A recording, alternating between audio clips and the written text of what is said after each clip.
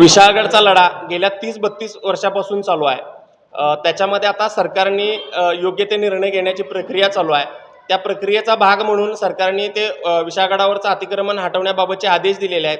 त्या आदेशाच्या विरोधात हिंदू मुस्लिम दोन्ही पार्टीचे लोक हायकोर्टामध्ये आणि जिल्हा न्यायालयामध्ये गेलेले आहेत। निकाल नक्कीच सरकारने त्याच्यामध्ये खाजगी वकील दिलेला आहे।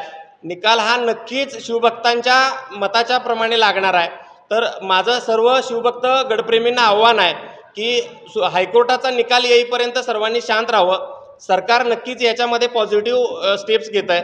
आणि दुसरी गोष्ट, हे कोणत्याही धर्माच्या विरोधात नाही आहे, हे फक्त गडावरती प्रेम आहे। छत्रपती शिवाजी महाराजांच्या स्मृती त्या गडाशी जोडल्या गेलेल्या आहेत। त्यामुळं हा गड लवकरात लवकर त्यांनी खाली करावा। या अतिक्रमण यादीमध्ये हिंदू मुस्लिम दोन्ही बाजूचे लोक आहेत आणि कोर्टातही गेलेले हिंदू मुस्लिम दोन्ही बाजूचे लोक आहेत।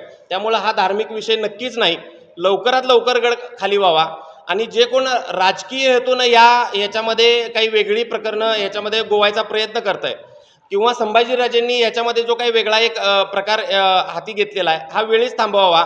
संभाजीराजेंनी महाराष्ट्रातल्या सर्व गड किल्ल्यांवरचं अतिक्रमण हटवण्यासाठी पुढे यावं, त्यांनी नेतृत्व करावं। त्यांच्याकडे अधिकार होते, आता ते नाही आहेत, त्यांच्या वडील खासदार आहेत।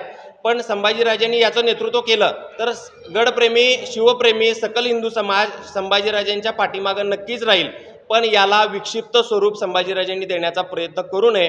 याच्यामध्ये सगळे कागदपत्र आहेत। संभाजीराजेंनी गेल्या 30-15 वर्षामध्ये काय याच्यामध्ये कारवाईसाठी प्रयत्न केले आणि सकल हिंदू समाजानं काय प्रयत्न केले, हे या प्रेसच्या माध्यमातून समाजासमोर आणण्यासाठी ही प्रेस आयोजित केलेली आहे।